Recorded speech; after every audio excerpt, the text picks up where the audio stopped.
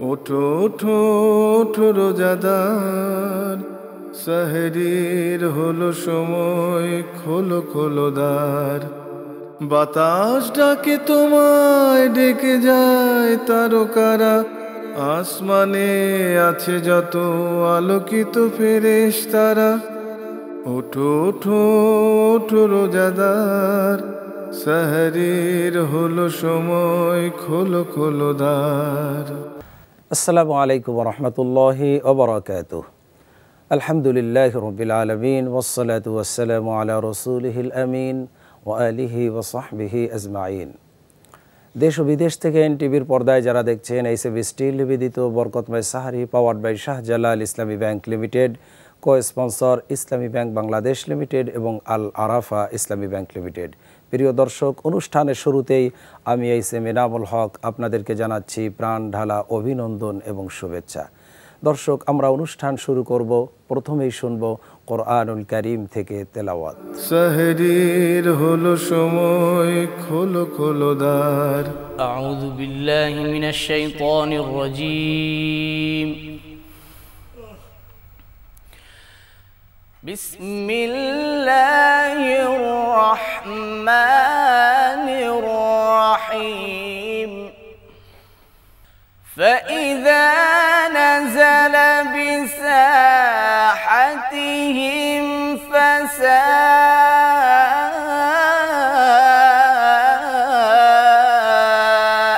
صباح المنذرين وتول عنهم حتى حين. فإذا نزل بساحتهم فساء صباح المنذرين وتول عنهم حتى حين. وأبصر فسوف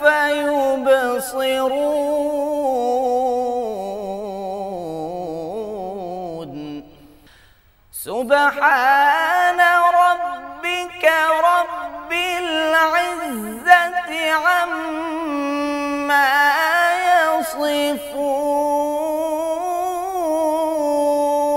يصفون وسلام على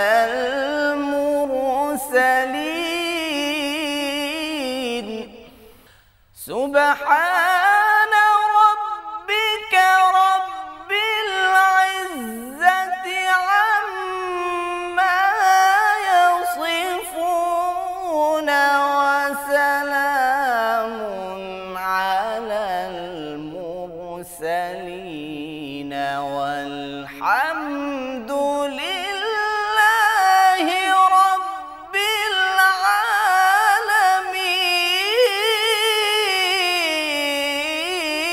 العالمين. وسلام على المرسلين والحمد لله رب العالمين.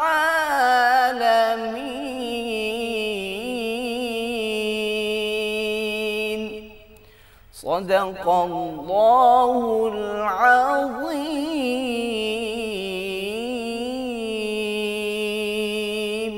দর্শক, কোরআনুল কারীম তেলাওয়াতের পরে আমরা শুনব কোরআনুল কারীমের তাফসীর। সেহরির হলো সময়, খোলো খোলো দ্বার।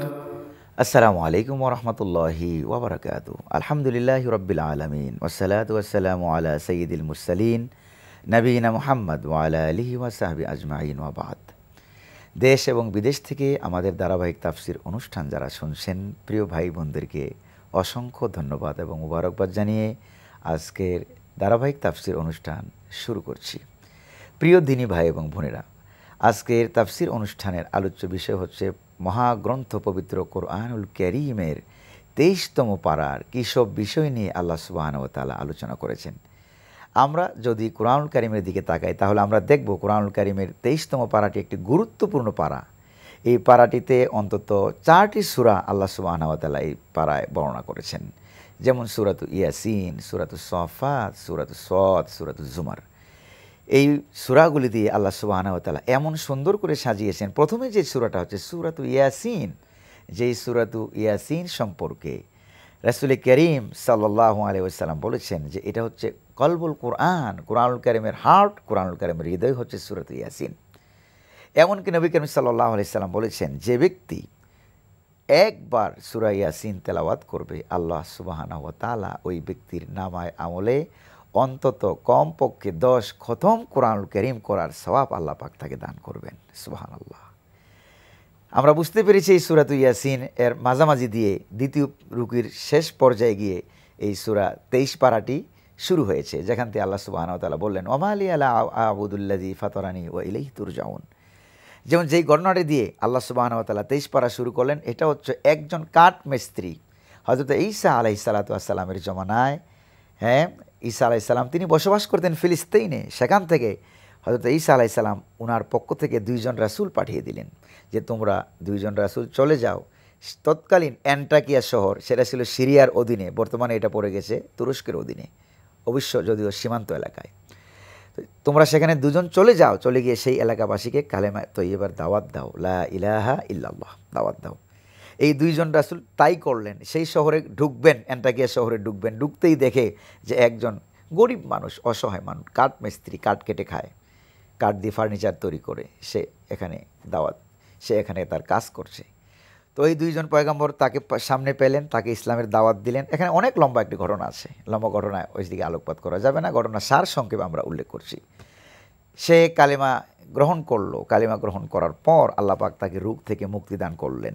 এরপরে তিনি নবীদেরকে সাহায্য করার জন্য এরপরে 2 জন পয়গম্বর চলে গেলেন শহরের মাঝামাঝি, গিয়ে কালিমার দাওয়াত দিলেন।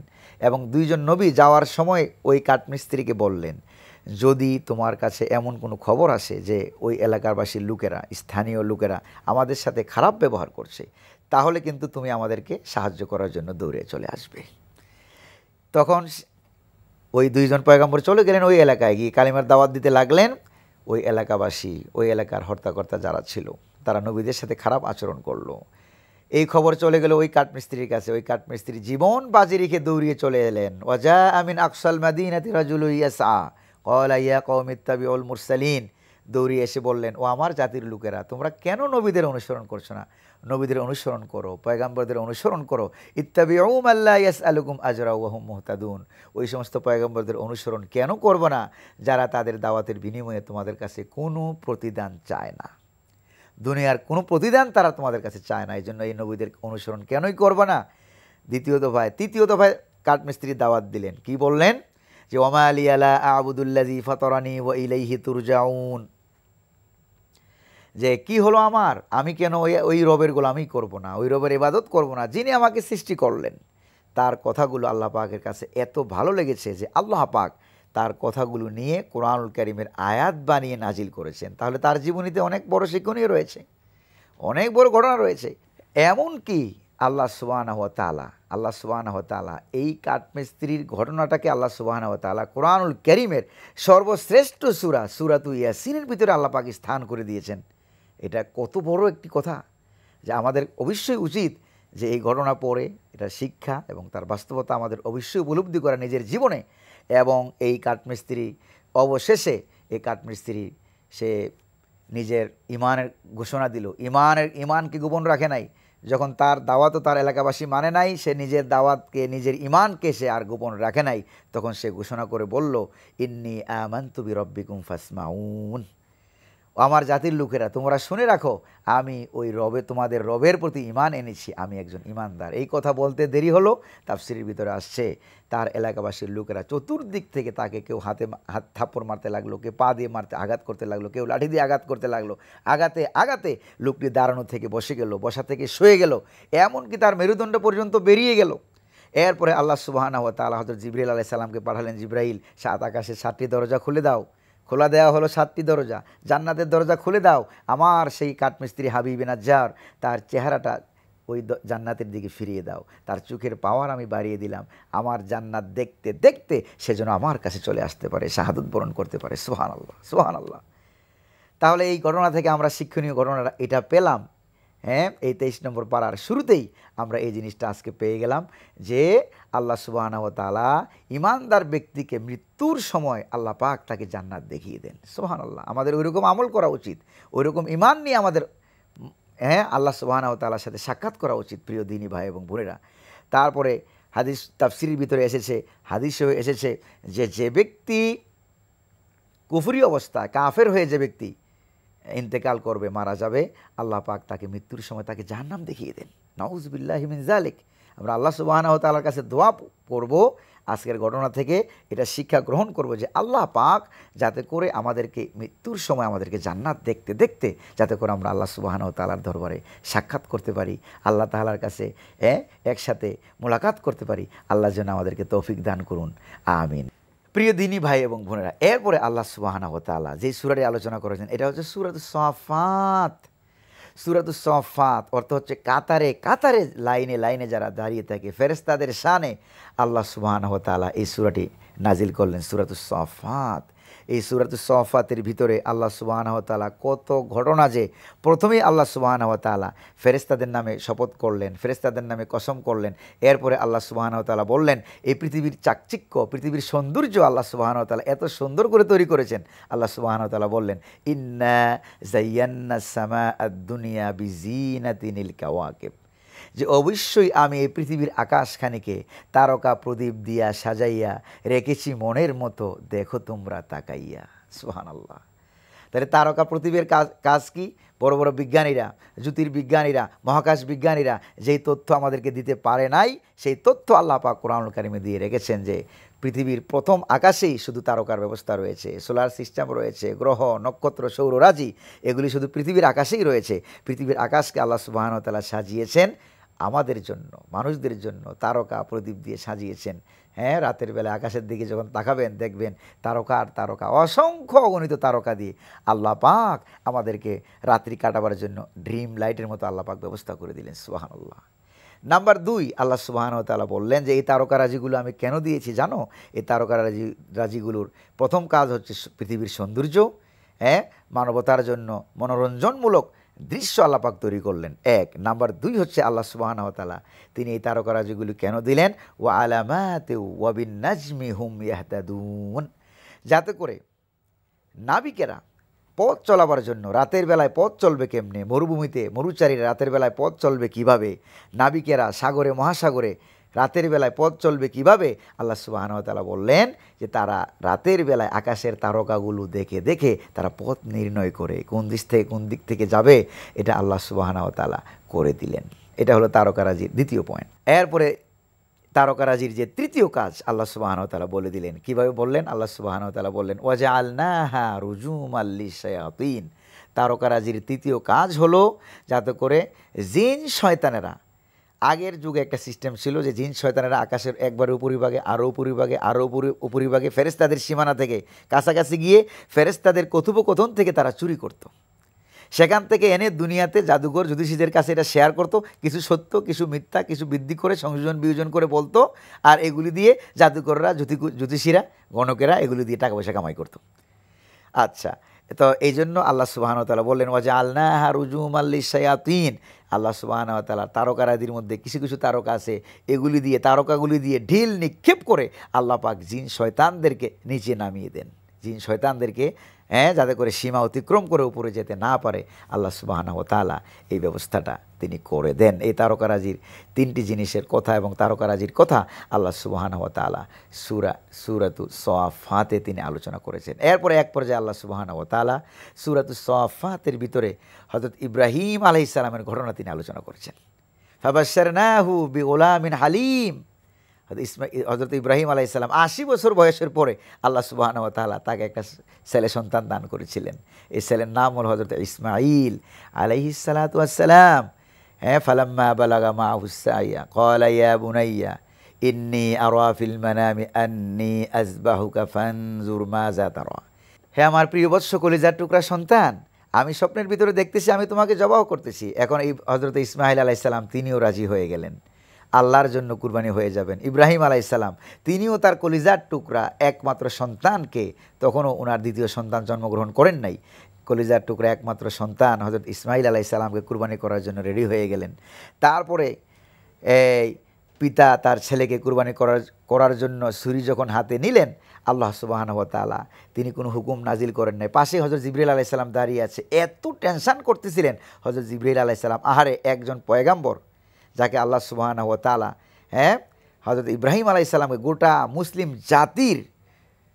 মুসলিম জাতির জন্য আল্লাহ সুবহানাহু ওয়া তাআলা ফাদার হিসেবে যাকে ঘোষণা করলেন, সেই গোটা মুসলিম জাতির ফাদার পিতা হযরত ইব্রাহিম আলাইহিস সালাতু ওয়াস সালাম তিনি তার সন্তানকে কুরবানি করার জন্য হাতে ছুরি নিলেন। সন্তানও কাত হয়ে শুয়ে গেল, পিতাও রাজি হয়ে গেল। পিতার প্রতি আল্লাহ পাক তৎক্ষণিৎ কোনো নোটিশ আল্লাহ পাক জারি করলেন না, কুরবানি তো হয়ে যাবে। ইসমাঈল আলাইহিস সালাম তিনিও শুয়ে গেলেন, তার প্রতিও আল্লাহ পাকের হুকুম হলো আল্লাহর রাস্তায় কুরবানি হয়ে যাও।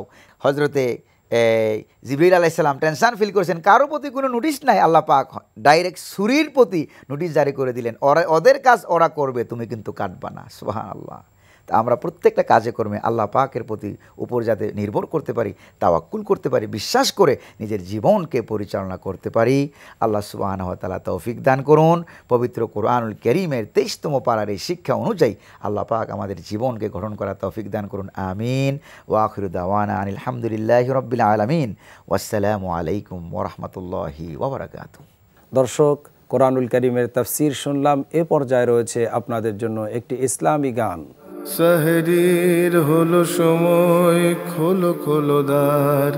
রসুল আমার ভালোবাসা, রসুল আমার আলো আশা, রসুল আমার প্রেম বিরহের মূল আলোচনা,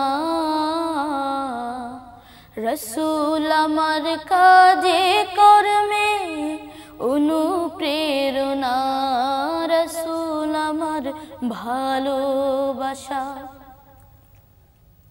যখন দারুণ দুঃখ নামে আমার জীবন জুড়ে, বিপদ আপদ মুসিবতে মরি পুড়ে পুড়ে, যখন দারুণ দুঃখ নামে আমার জীবন জুড়ে, বিপদ আপদ মুসিবতে মরি পুড়ে পুড়ে, তখন তোমার শৈশব কৈশোর যোগায় সান্ত্বনা, রসুল আমার কাজে কর্মে অনুপ্রেরণা, রসুল আমার ভালোবাসা। আশা হতো জীবন যখন দুর্বিষহ লাগে, ব্যর্থ এবং পরাজিত স্মৃতিগুলো জাগে। আশা হতো জীবন যখন দুর্বিষহ লাগে, ব্যর্থ এবং পরাজিত স্মৃতিগুলো জাগে, তখন তোমার বদর উহুদ জুড়ায় যন্ত্রণা, রসুল আমার কাজে কর্মে অনুপ্রেরণা, রসুল আমার ভালোবাসা, রসুল আমার আলো আশা, রসুল আমার প্রেম বিরহের মূল আলোচনা, রসুল আমার কাজে কর্মে অনুপ্রেরণা, রসুল আমার ভালোবাসা। কেনাকাটা স্মার্ট হতে পেমেন্ট হোক বিকাশে। প্রিয় দর্শক, এখন রয়েছে আপনাদের জন্য বিষয়ভিত্তিক আলোচনা। আর আজকের বিষয় হচ্ছে ইসলামী অর্থনীতি বাস্তবায়নে ইসলামী ব্যাংকিংয়ের ভূমিকা। এ বিষয়ে আলোচনা করার জন্য আমরা দুজন মেহমানকে নিমন্ত্রণ করেছি আমাদের স্টুডিওতে। আমাদের মেহমানের সাথে প্রথমেই আপনাদের সাথে পরিচয় করিয়ে নিচ্ছি। আমার ডান দিক থেকে রয়েছেন বিশিষ্ট ইসলামী ব্যাংকার আলেম দ্বীন জনাব মাওলানা ফরিদ উদ্দিন। আসসালামু আলাইকুম ওয়া রাহমাতুল্লাহি ওয়া বারাকাতুহু। এরপরে রয়েছেন আরেকজন ইসলামী চিন্তাবিদ, ইসলামী ব্যাংকার জনাব মাওলানা জাইনুল আবেদিন। আসসালামু আলাইকুম ওয়া রাহমাতুল্লাহি ওয়া বারাকাতুহু। দর্শক, আমরা সরাসরি আমাদের মেহমানের কাছেই চলে যাচ্ছি বিষয়টি নিয়ে। ইসলামী অর্থনীতি, ইসলামী অর্থনীতির কনসেপ্ট এবং অন ইসলামিক অর্থনীতির কনসেপ্ট, এই দুটোর ভিতরে প্রথমে যদি আপনি একটু কম্পেয়ার করতেন। নাহমাদুহু ওয়া নুসাল্লি আলা রাসূলিহিল কারীম, আম্মা বাদ। পবিত্র মাহে রমজানের শুভেচ্ছা এবং মোবারকবাদ আমাদের প্রিয় দর্শক সহ আপনাদের সবাইকে। পবিত্র মাহে রমজান উপলক্ষে ইসলামী অর্থনীতি বাস্তবায়নে ইসলামী ব্যাংকিংয়ের ভূমিকা, এটা অত্যন্ত তাৎপর্যপূর্ণ একটি বিষয়। প্রথম বক্তব্য হলো যে পবিত্র মাহে রমজানের যে সিয়াম সাধনা আমরা পালন করছি, এই সিয়াম সাধনার জন্য আমাদের জীবিকা হালাল হতে হবে। আমরা যে রোজা রাখছি, আমরা সেহরি খাচ্ছি, আমরা ইফতার করছি, আমরা বিভিন্নভাবে আমাদের আত্মীয় স্বজনকে দান সদকা করছি, ভালো কর্মগুলো করছি, নফল নামাজ পড়ছি, পবিত্র মাহে রমজান উপলক্ষে আমরা পবিত্র কোরআনের তেলাওয়াত করছি, সবগুলোই আমরা করছি ভালো ভালো কাজ। এই সবগুলো কাজের ক্ষেত্রে একটি জরুরি একটি বিষয়, সেটা হলো যে আমরা যে আহার, আমরা যে পানি পান করছি, আমরা যে খাবার খাচ্ছি, আমরা যে আমাদের কাপড় চোপড় বা আমাদের স্যুট কোট পাঞ্জাবি টুপি ইত্যাদি পরছি, এগুলো যে আমরা কিনলাম, আসলে এটা হালাল ইনকামের টাকা দিয়ে কিনেছি নাকি হারাম কামের টাকা দিয়ে কিনেছি?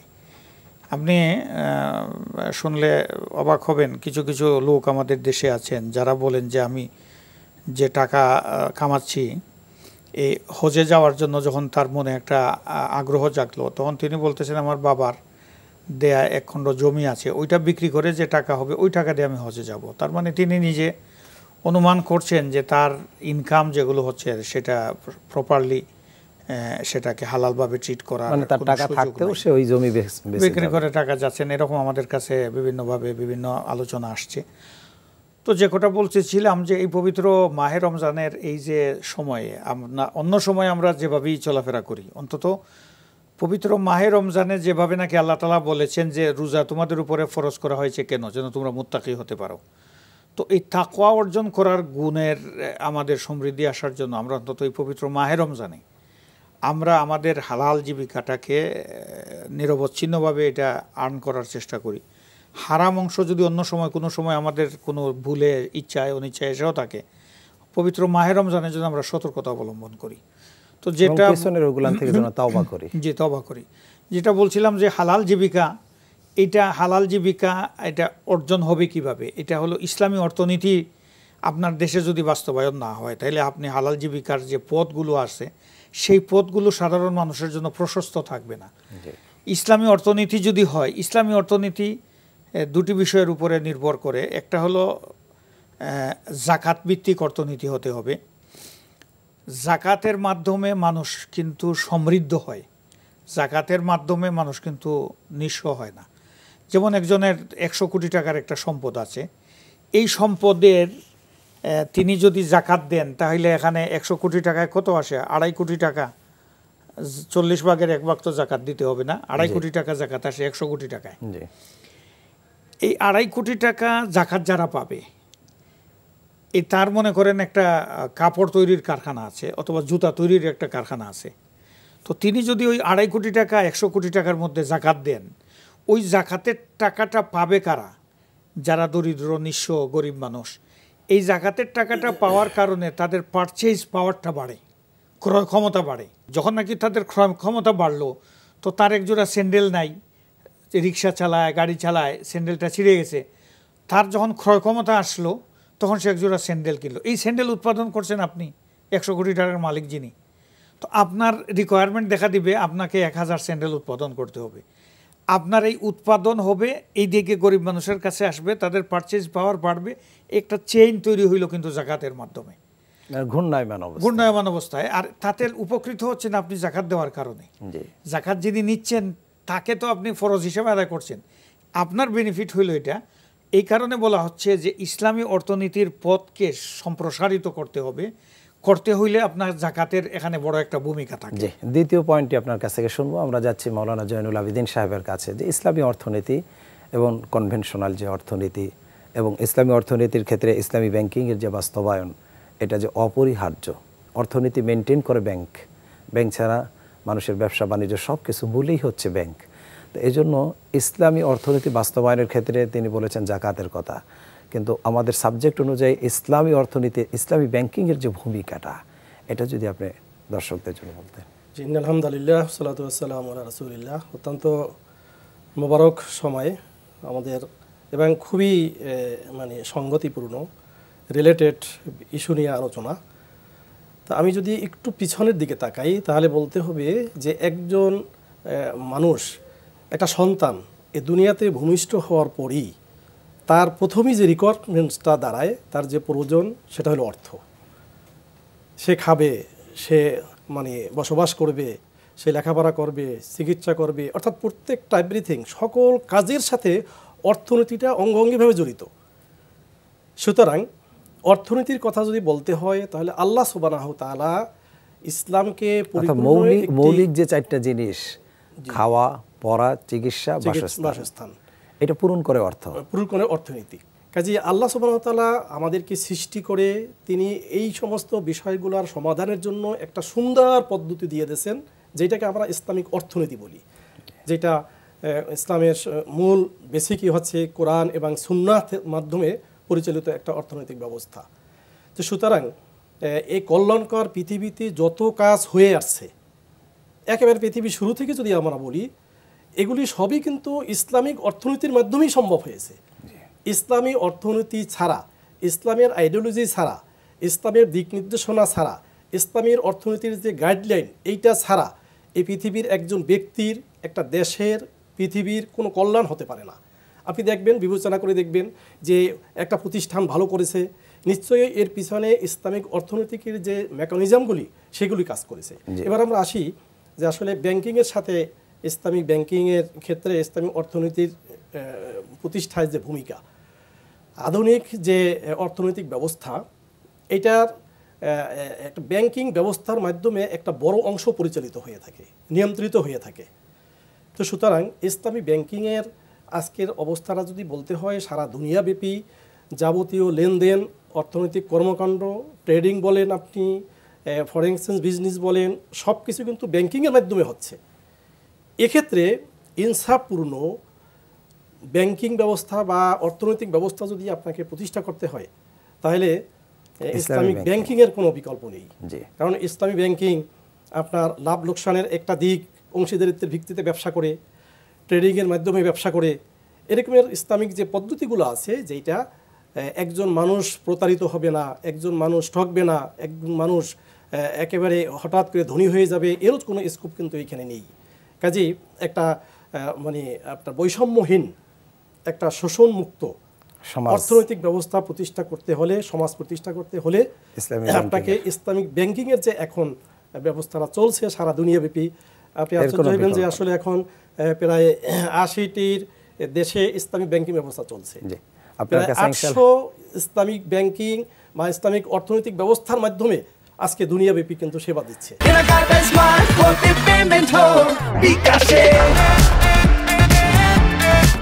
প্রিয় দর্শক, আলোচনা চলছে, আপনারা শুনুন।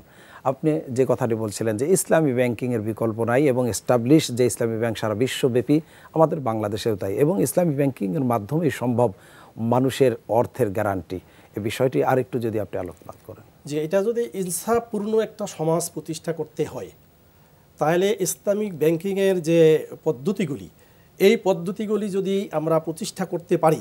এখানে আপনার কাছে আমি একটা প্রশ্ন করি, ইসলামী ব্যাংক কি আমাদের দেশে যে ইসলামী ব্যাংক আছে, এই ব্যাংকগুলি কি ইসলামের আলোকেই তো গড়া, এজন্যই তো ইসলামী ব্যাংকিং, কিন্তু বাস্তবায়নে কি ইসলামের মূল নীতিগুলো ঠিক রেখে তারা পরিচালিত করতে পারছে কি?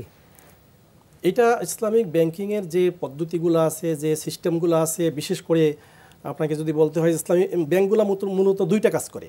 একটা হচ্ছে যে গ্রাহকদের কাছ থেকে ডিপোজিট নেয়, সেটা বিনিয়োগ করা হয়, এর মাধ্যমে কিন্তু ব্যাংকিং কার্যক্রম পরিচালিত হয়ে আসছে।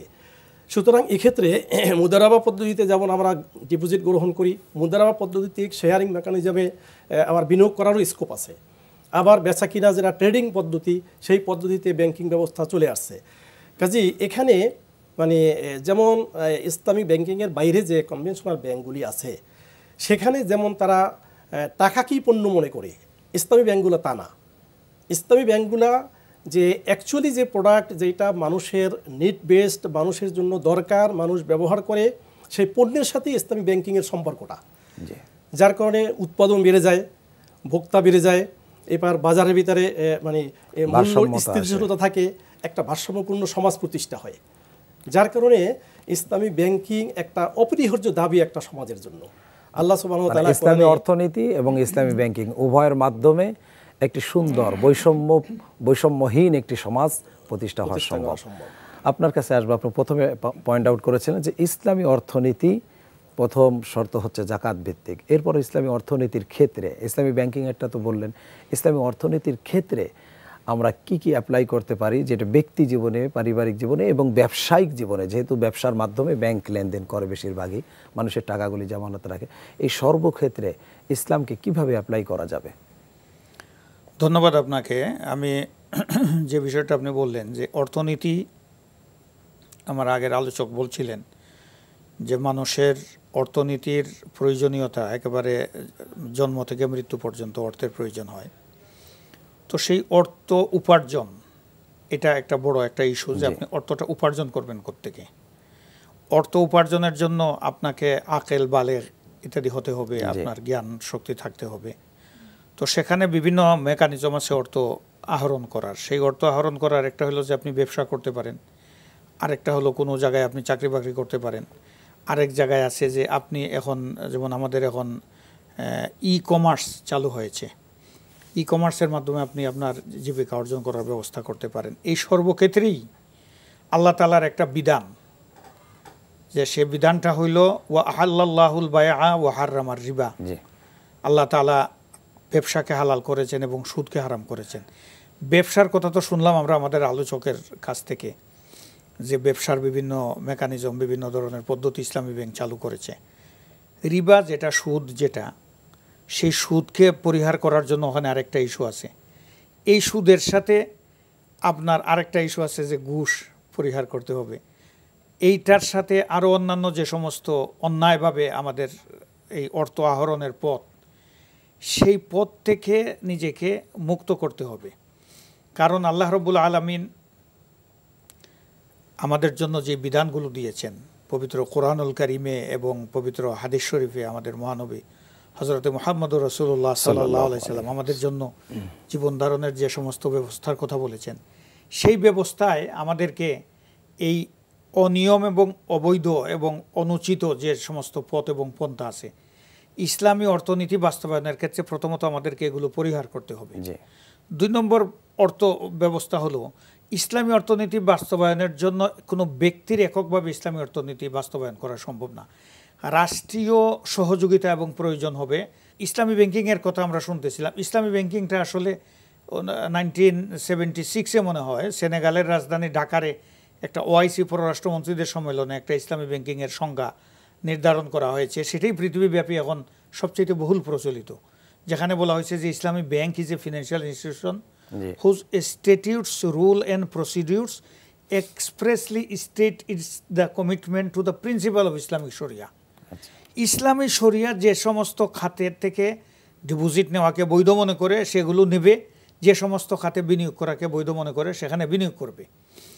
এমনিভাবে ইসলামী অর্থনীতি বাস্তবায়নের ক্ষেত্রে যে সমস্ত খাতগুলোকে, যেমন শুকর বেচাকেনাকে ইসলাম নিষিদ্ধ করেছে, ইসলামী অর্থনীতির জন্য শরাবকে বেচাকেনা নিষিদ্ধ করেছে, মদ বেচাকেনা করে যে অর্থ উপার্জন হয়, সে পতিতাবৃত্তি করে যে অর্থ উপার্জন হয় সেটাকে ইসলাম হারাম ঘোষণা করেছে, জুয়াকে হারাম ঘোষণা করে। এইভাবে যে সমস্ত বিষয়কে আপনি ইসলামী অর্থনীতি বাস্তবায়নের জন্য, জ্যোতিষবিদ্যাকে, এই বিষয়গুলোকে পরিহার করতে হবে।